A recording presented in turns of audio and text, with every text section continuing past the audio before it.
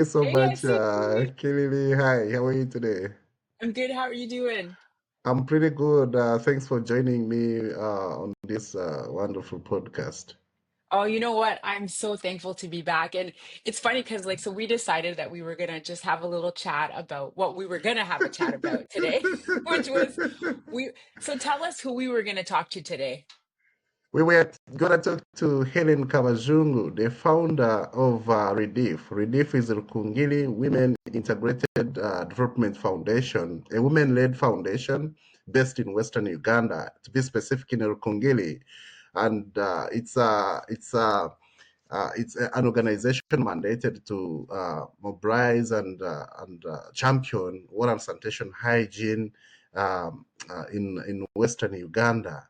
And guess what? It's been our partner for over 15 years as Ryan Wells Foundation, and now those guys they are doing beautiful. They are doing well. They are doing all good stuff. Impact is to the pitch, and they are now the UN Global Women Award winner for empowering women in Uganda. How does that sound to you? That sounds amazing. And it's funny because we're laughing because what you don't know at home is that we talked to Helen, I guess a few months back, Yeah. but the connection was so challenging. She's based, I think, in rural Uganda, and Yes.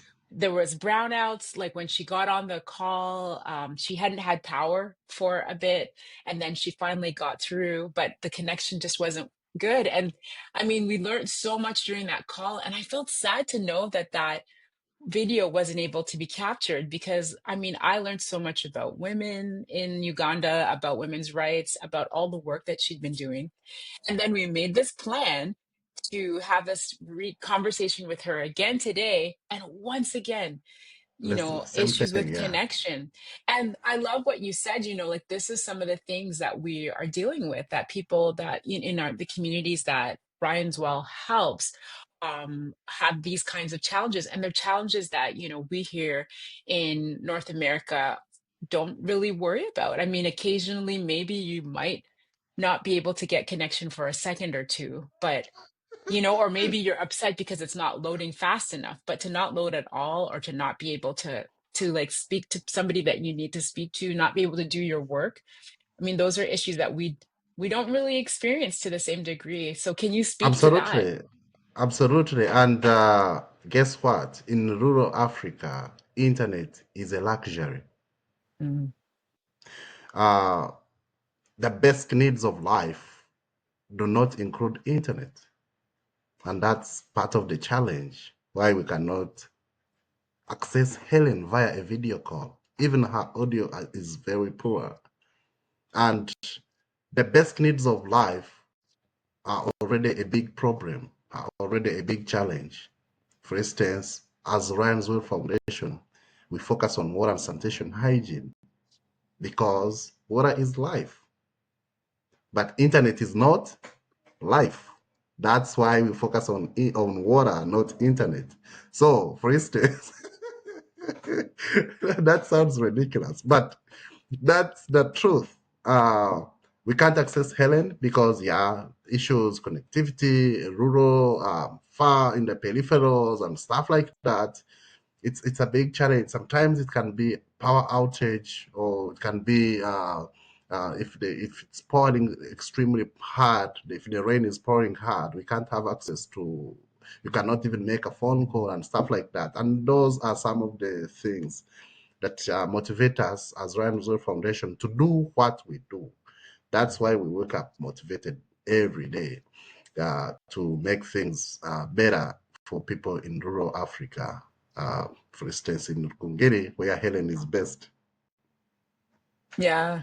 Well, I mean, I, it sounds crazy, but I'm thankful for the experience because I think this is something that will wake people up, and make them want to think about the issues that other communities are going through, and the things that we take for granted, like clean water, like easily accessible communication, and Mm-hmm. yeah, like we need to be able to call out to others and to call out for help and to Mm-hmm. access the help that's given. And how can we even know what Hellen needs if we can't get in touch with her.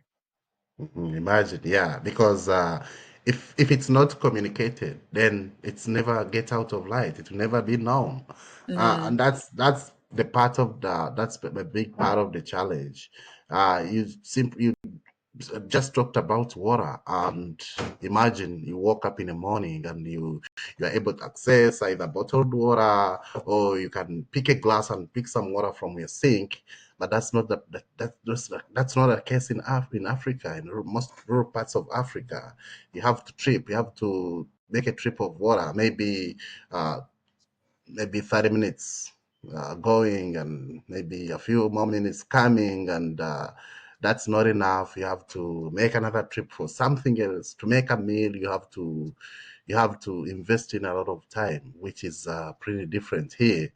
And I'm so blessed that I can make such kind of challenges known here, and having tested the experience I'm talking about firsthand in Africa, and then coming to Northern America, now in Canada, I can really see a very big difference. And it's for you guys, it's a blessing that you can pick whatever you want to pick, and gonna get on time, and do things on time.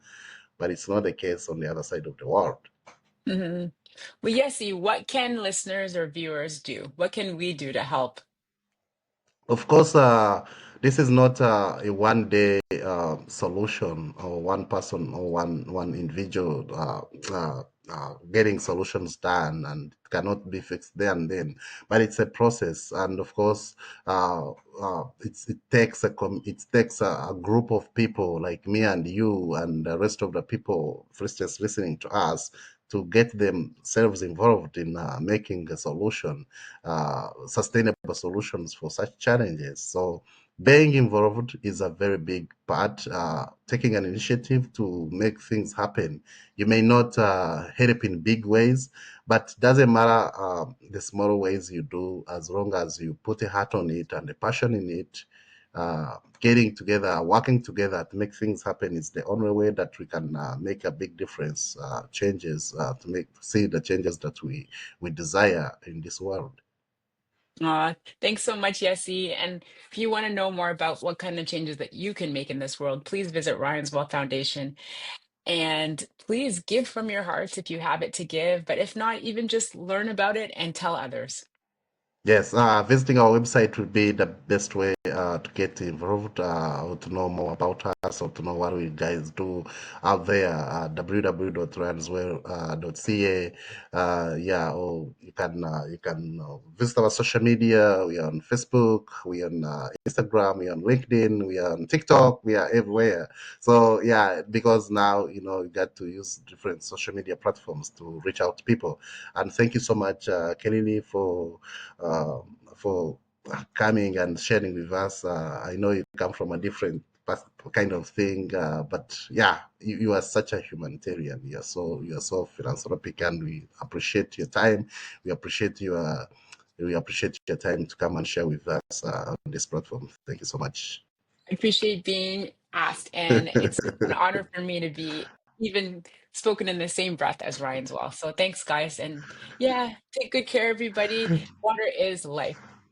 Bye. Thank you. Bye bye.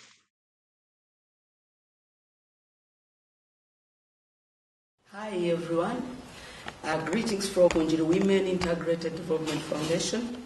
My name is Hellen Kabajungu, a trained primary school teacher and founder of Rukungiri Women Integrated Development Foundation. I must admit that I'm so happy to be here and I'm communicating to you. One reason why I think it was very necessary that I start Rukungiri Women Integrated Development Foundation was the need for me, myself, to see that my desires are fulfilled. I'm one of those few lucky girls that accessed education those days, because those days our parents preferred boy education to girls. So I remember one incident that happened to me I'm a sixth born out of the 8 children my dad and mom had, but the 2 other girls couldn't access education simply because they were girls. My mom and dad had the capacity to meet their tuition, but because of the other idea not being for education of girls, being for marriage instead, the 2 could not go. With me, I was only lucky. I went to school because I was supported by the white missionary priests. So I remember something has been lingering in my mind.